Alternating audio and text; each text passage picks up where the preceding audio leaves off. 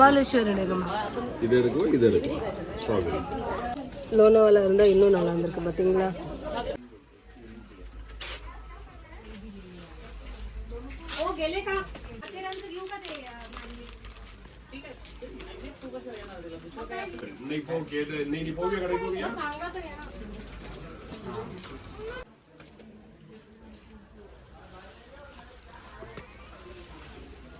எந்த போய் கேட்ட